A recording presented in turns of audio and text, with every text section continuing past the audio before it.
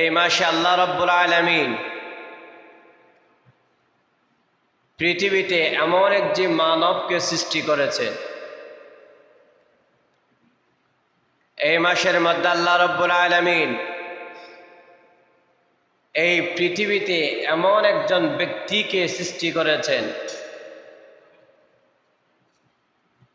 মানুষের মধ্যে থেকে এমন একটি মানুষকে আল্লাহ তাআলা সৃষ্টি করেছেন যে মানুষের জন্য আল্লাহ রাব্বুল আলামিন এই কুল কায়নাত সৃষ্টি করেছেন। সুবহানাল্লাহ।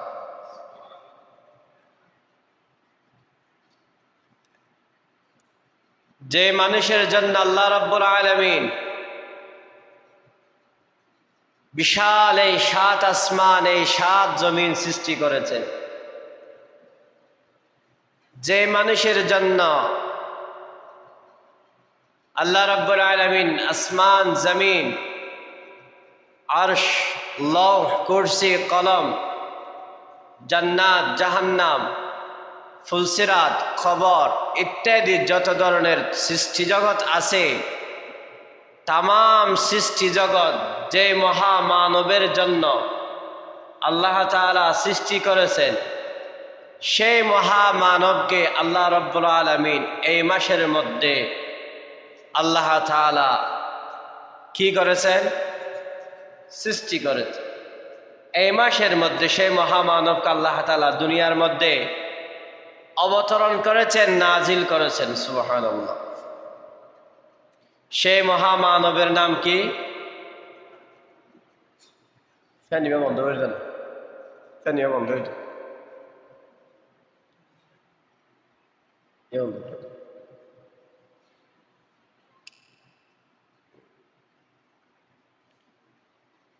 সেই মহামানবের নাম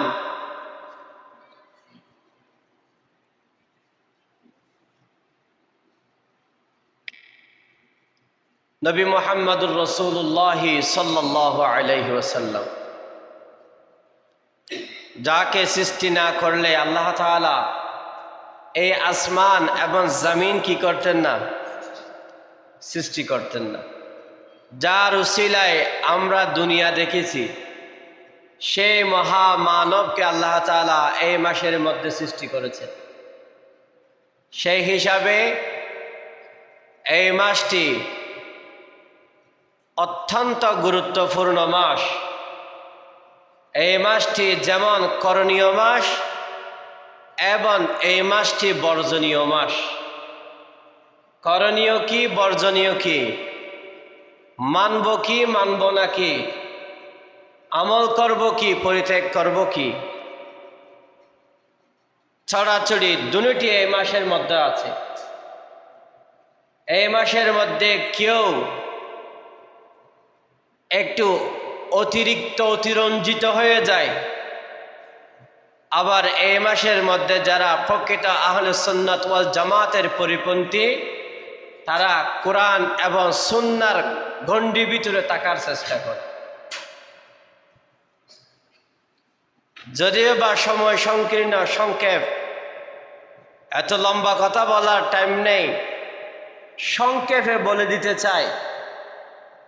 এই মাসের মধ্যে একজন ব্যক্তিকে আল্লাহ তাআলা দুনিয়ার বুকে নাজিল করেছেন, সেই ব্যক্তিটির নাম হচ্ছে নবী মুহাম্মদুর রাসূলুল্লাহ সাল্লাল্লাহু আলাইহি ওয়াসাল্লাম। আমাদের প্রত্যেকের উচিত অন্তত 12 মাস রসুলত সিরাত না পড়লে, রসুলের জীবনী না পড়লেও অন্তত এই মাসে হলেও রসুলের সিরাত পড়া আমাদের প্রত্যেকের জন্য উচিত। কারণ মানুষ যখন নিজের ব্যক্তিত্বের মূল ভুলে যায়, মানুষ যখন নিজের মডেল ভুলে যায়, তখন মানুষ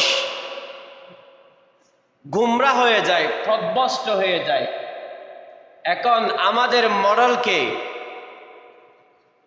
মডেলকে মুহাম্মদুর রাসূলুল্লাহ সাল্লাল্লাহু আলাইহি ওয়াসাল্লাম হচ্ছেন আমাদের মডেল।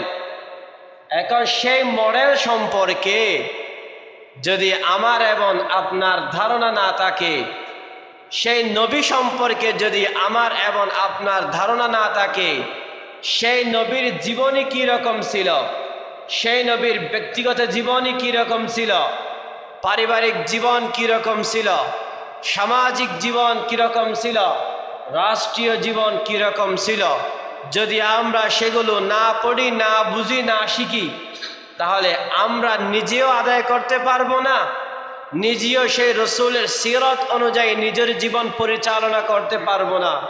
বাড়ির মধ্যে যারা থাকবে, সদস্য যারা থাকবে, বা যারা রাষ্ট্রের প্রতিনিধিত্ব করবে, তারাও রসুলের সিরত অনুযায়ী, রসুলের মদিনাওয়ালা সনদ অনুযায়ী, নববীর সনদ অনুযায়ী তারা কি করতে পারবে না? নিজের ব্যক্তিত্ব পরিচালনা করতে পারবে না, রাষ্ট্রীয় পরিচালনা করতে পারবে না, পারিবারিকও সামাজিকও চতুর্কুট দিয়ে তারা কি করতে পারবে না?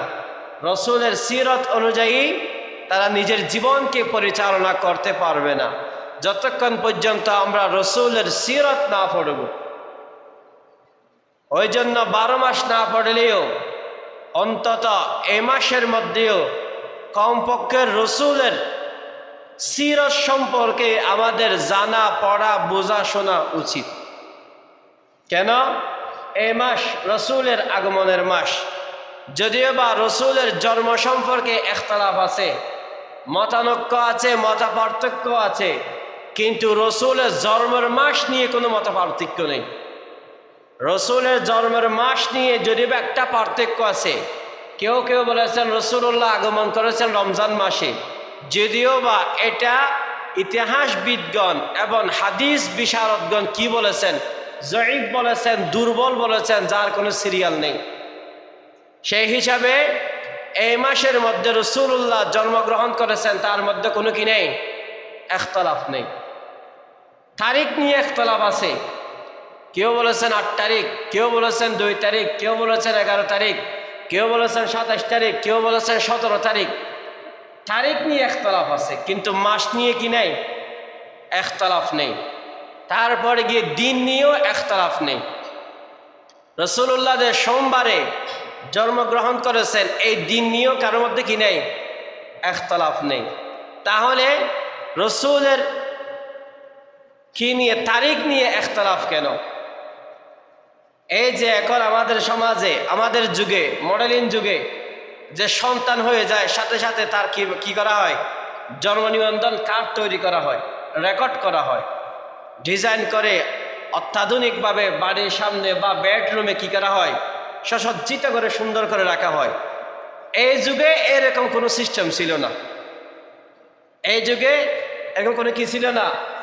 সিস্টেম ছিল না। যার কারণে রসুলের নির্দিষ্ট তারিখ আল্লাহ ছাড়া কেউ জানে না। তবে কিয়াস করা যায়, অনুমান করা যায়, ধারণা করা যায়। এবং রসুলের যুগে কোনো হ্যাপি বার্থডে, জন্মদিবস বলতে কোনো দিবস পালন করতো না, কোনো দিবস ছিল না। যার কারণে তারিখের প্রতি এত কি করা হয় নাই, একটা প্রায়োরিটি দেওয়া হয় নাই, তারিখের প্রতি একটা গুরুত্ব দেওয়া হয় নাই আর কি। আমাদের তো এখন রসুলের যুগে হ্যাপি বার্থডে জন্ম দিবস ছিল না, কিন্তু আমাদের যুগে এসে এটা এখন কি হয়ে গেছে? আধুনিক মডেলিং একটা কি হয়ে গেছে? সিস্টেম হয়ে গেছে। এক পর্যায়ে গিয়ে আমরা রসুলের রসুলের জন্ম দিবসকে আমরা মডেলিং বানিয়ে ফেলেছি। মিলাদুন্নবী একদিনের মধ্যে সীমাবদ্ধ করে ফেলেছি। মিলাদুন্নবীর পক্ষে আছি, সিরাতুন্নবীর পক্ষে নেই। আমাদের এই মুহূর্তে মিলাদুন্নবীর পক্ষ করছে, সিরাতুন্নবীর পক্ষে নিজেকে প্রায়োরিটি দেওয়ার, নিজেকে জানাশোনা করার গুরুত্ব বেশি। মিলাদুন্নবী অর্থাৎ রসুলের মিলাদ, রসুলের জন্ম, এটা প্রত্যেকেই মানে। পৃথিবীতে যারা কোরআন বিশ্বাস করে, যারা আল্লাহর তাওহীদকে বিশ্বাস করে, আল্লাহর রুবুবিয়তকে বিশ্বাস করে, জাত সিফতকে বিশ্বাস করে, এক আল্লাহকে যারা বিশ্বাস করে, এমন কোনো ব্যক্তি নেই যে তারা মিলাদুন্নবী মানে না। মিলাদ মানে জন্ম। মিলাদ মানে কি? এটা আরবি শব্দ। মিলাদ মানে জন্ম। উন্নবী মানে আমার নবী, আমাদের নবী। তাহলে মিলাদুন নবী মানে আমাদের নবীর কি জন্ম। তাহলে আমাদের নবী যদি কেউ জন্ম না হয় আমরা নবী পাবো কই?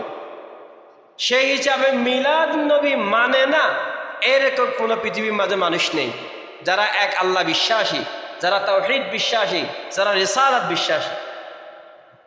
তাহলে সিরাতুন নবী মানে না এরকম কোনো মানুষ নেই, থাকলেও কম।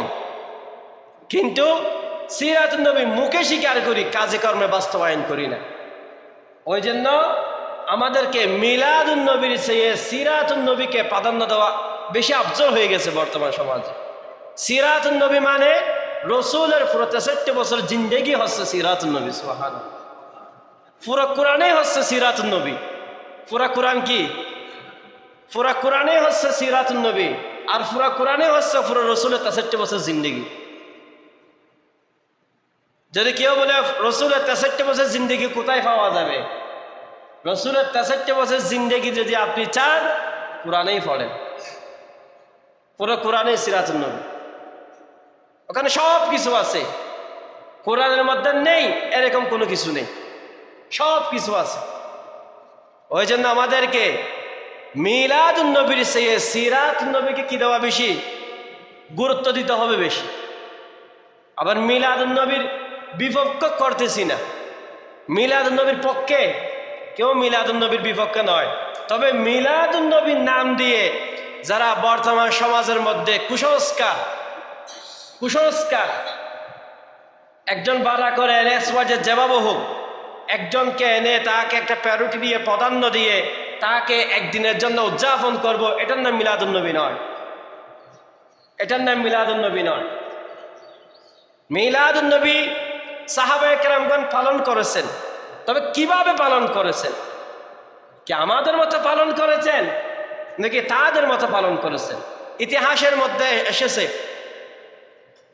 রসুলের ইন্তেকালের পরে 40 বছর জিন্দেগিকে খোলাফায়ে রাশিদিনদের জীবন বলা হয়। 40 বছর কিকে জিন্দেগিকে, 40 বছর রাষ্ট্র পরিচালনাকে খোলাফায়ে রাশিদিনদের কি বলা হয়? যুগ বলা হয়।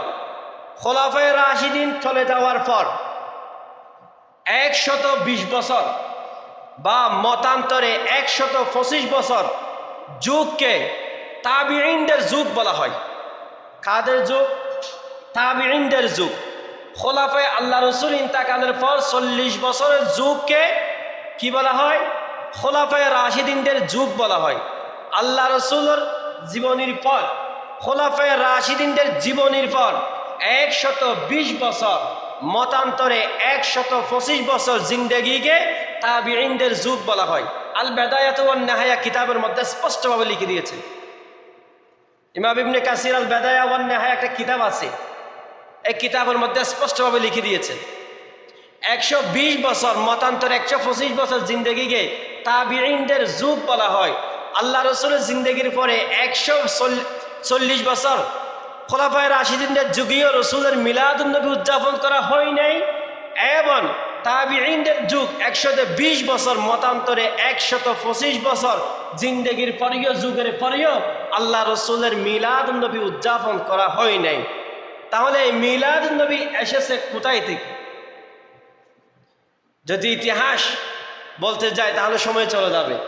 ওই জন্য যদি আল্লাহ তাআলা বাঁচায় রাখে, আগামী সপ্তাহে মিলাদুন নবী কোথায় থেকে এসেছে, মিলাদুন নবী কে আবিষ্কার করেছে, সেই সম্পর্কে ইনশাআল্লাহ তত্ত্ববহুল গবেষণা ভিত্তিক আলোচনা করবো ইনশাআল্লাহ।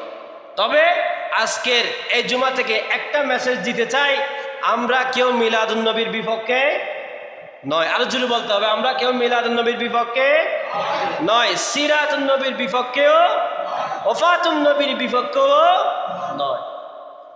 মিলাদুন নবী মানে রসুলের জন্ম, সিরাতুন নবী মানে 63 বছর জিন্দেগি, ওয়াফাতুন নবী মানে রসুলের মৃত্যু। আমরা তিনিদের পক্ষে আছি, তবে সেই তিনিটা পালন করব কোথায়? তারাকতু ফীকুম আমরাইন লান তাদিল্লু মা তামাসসাকতুম বিহিমা কিতাবাল্লাহি ওয়া সুন্নাতু রাসূলিহি। রসুল ইন্তেকাল করেছেন, রসুল বলেছেন তোমাদের জন্য দুইটা জিনিস রেখে গেছি, একটা কিতাব আল্লাহ, দুইটা হচ্ছে একটা হচ্ছে ওয়া সুন্নাতু রাসূলি। আচ্ছা, সেই হিসাবে আমরা রসুলুল্লাহ পর থেকে সাহাবায়ে কেরাম যেভাবে মিলাদুন নবী, সিরাতুন নবী, ওয়াফাতুন নবী পালন করেছেন, তাবিঈনগণ যেভাবে মিলাদুন নবী, ওয়াফাতুন নবী, সিরাতুন নবী পালন করেছেন, আমরা সেভাবে পালন করব। অন্য একজন বানোয়াটি সিরাতুন নবী দিয়ে অন্য একজনের বানোয়াট মিলাদুন নবী আমরা পালন করতে রাজি নয়। যে কথাগুলো বলেছে আল্লাহ তাআলা আমাকে, আপনারা যারা শুনেছেন আপনাদেরকে প্রত্যেককে আমল করার তৌফিক দান করেন। ওয়া আখির দাওয়ানা আলহামদুলিল্লাহি রাব্বিল আলামিন।